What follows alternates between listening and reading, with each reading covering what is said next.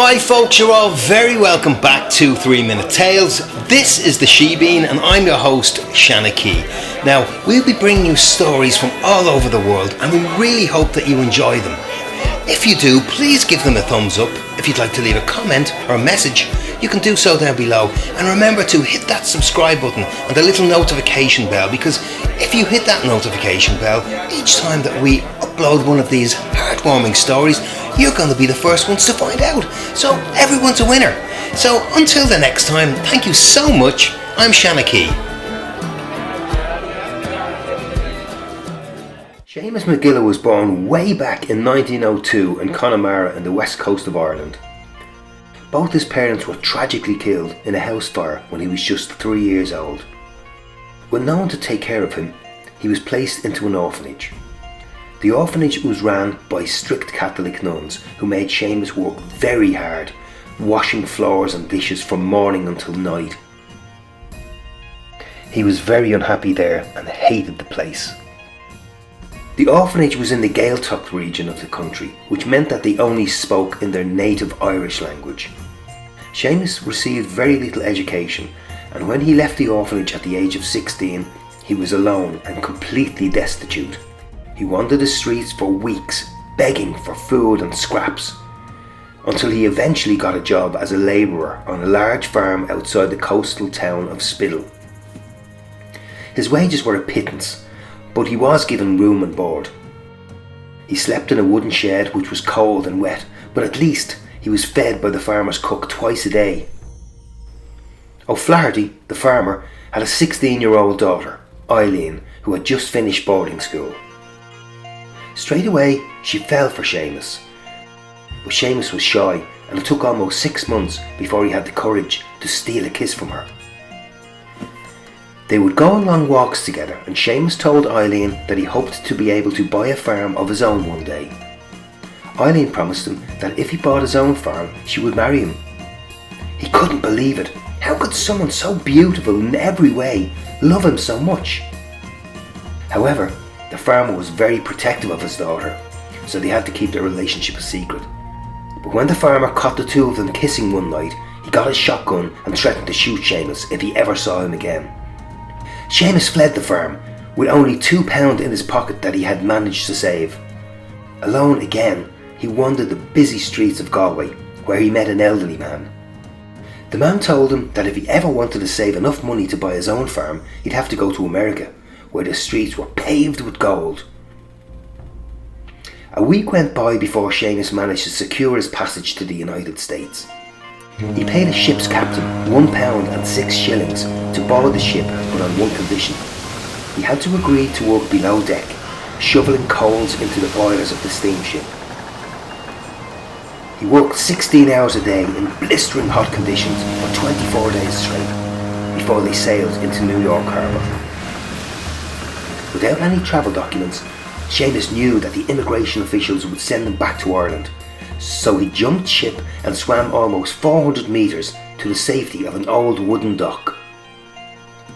He climbed up the pier and managed to evade security before he made his escape. It took another full day before he reached New York City. Cold and starving, he wandered the streets, and unable to speak English, he began to wonder had he made the right choice. As he begged the street vendor for scraps in his native Irish language, another Irish-speaking immigrant overheard Seamus and offered him help.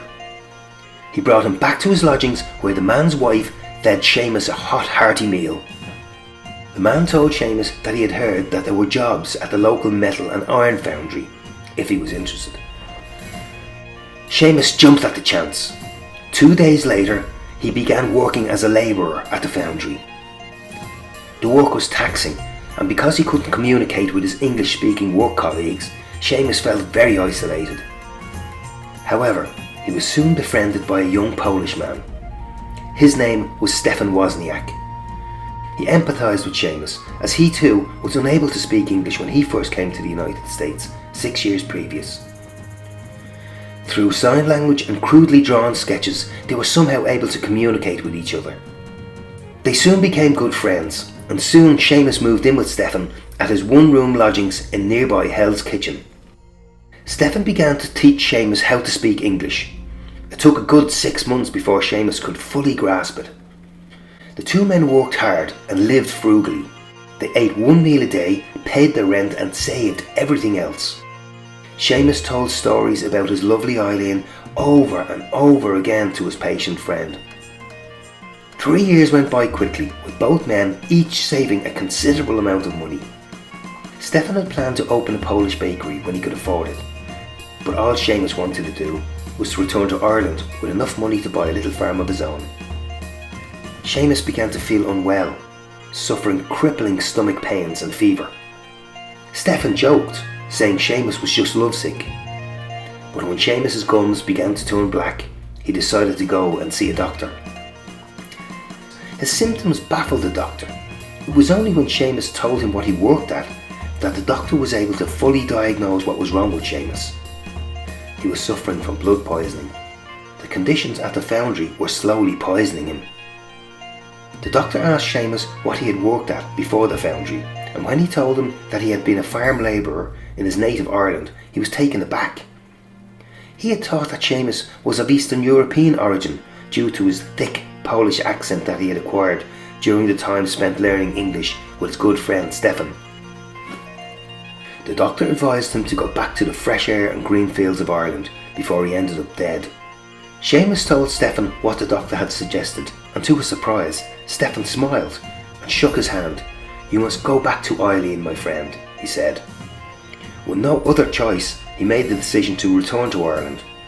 He booked a ticket for the voyage home, and soon the day came for him to leave the United States. Stefan accompanied Seamus to the dock and embraced him fondly before Seamus tearfully walked up the gangplank. They had promised never to forget each other as they waved a final goodbye. The voyage back to Ireland was far more pleasant than his first crossing, and with the princely sum of £300 in his pocket that he had saved, Seamus felt on top of the world. 3 weeks later, Seamus found himself standing in Eyre Square in the middle of Galway City. It took a while before he mustered the courage to return to O'Flaherty's farm to see his beautiful Eileen and broach the subject with her disapproving father. He took a horse and cart ride to Spiddal and stood for what seemed like an eternity, staring at the familiar gates to the farm. He eventually walked up the long laneway to the large, imposing farmhouse. His heart was beating like a drum as he nervously knocked on the heavy wooden door to the house. He could hear footsteps approaching the door from the inside and braced himself for a possible confrontation with the bullish farmer. However, the door was opened by Mrs. Glynn, the farmer's cook, who let out an unmerciful scream of joy. She embraced him dearly, not willing to let go. Hearing the commotion, another figure ran to the door. Standing in the half-shadows stood Eileen. Upon seeing Seamus, she was rooted to the spot. Seamus somehow managed to free himself from Mrs. Glynn's clutches and ran to Eileen. They both cried as they hugged each other tenderly. Eileen led Seamus into the kitchen by the hand. He looked around nervously, searching for her father. But Eileen informed Seamus that her father had tragically died, not long after he had banished Seamus from his land. Since then, both herself and the mother had taken control of the farm, but sadly, her mother, who was still only a young woman, was dying of tuberculosis in a sanatorium in Sligo. Seamus emptied his trouser pocket and Eileen stared in amazement at the wad of money. Almost £300 in total. Eileen thought that her heart might burst with pride at what Seamus had achieved. Shortly after Eileen's mother died, herself and her Seamus were both married at the local church. They chose to remain living on the family farm and raised 4 beautiful children together. Ironically, none of the children harboured any desire to carry on the family tradition of farming. So when the children were educated and fully grown, Seamus and Eileen sold the farm and set up a new business as the owner of a thriving bed and breakfast in nearby Galway City. They both worked there until they retired in 1968. But their story doesn't end there, however. In 1979, their granddaughter Rebecca, an economics graduate, secured a job at a bank in Chicago in the United States. Encouraged by her grandfather, she took up the post and settled in very quickly. Within 3 years, Rebecca had begun to climb the corporate ladder. Herself and her American boyfriend were now assistant managers at the bank, and when she announced that she was to marry, her family were ecstatic. They were even more excited when she said that she was to marry in Ireland. The date was made and plans to travel back to Ireland were put in place. Members of her fiancée's family, along with a number of Rebecca's close friends, were planning to travel to Ireland also. Eventually, the day came for the wedding party to fly to Ireland for the occasion. On the morning of the 14th of June 1982, they landed at Shannon Airport, bringing bright sunshine with them from Chicago. A welcoming committee consisting of Seamus, Eileen, Rebecca's parents, siblings and extended family waited anxiously outside the arrivals gates. Eventually, all 22 guests began to filter through the glass doors and into the arrivals hall. Celebratory hugs, kisses and introductions were made. As Rebecca proudly introduced her father to her guests, one guest stood rooted to the spot. The elderly grandfather of the groom stared at Seamus intently. He shook his head over and over again, and with tears welling up in his eyes, he uttered just one word: Seamus. It was none other than 83-year-old Stefan Wozniak. By an amazing coincidence, the elderly man, who was totally unaware of the family connection, had made his way to Ireland, only to be greeted by his dear old friend Seamus McGilla. They both broke down in tears and embraced each other firmly, with baffled members on both sides wondering what was going on. The two men enjoyed 2 glorious weeks in each other's company, socialising and reminiscing about the past. After the wedding celebrations, Stefan flew back to the US but stayed in contact with Seamus until he passed away in his sleep on the 23rd of August 1985. Seamus lived on for another few years, himself passing away in December 1988 at the ripe old age of 86. He continued to speak English with a thick Polish accent until the day he died.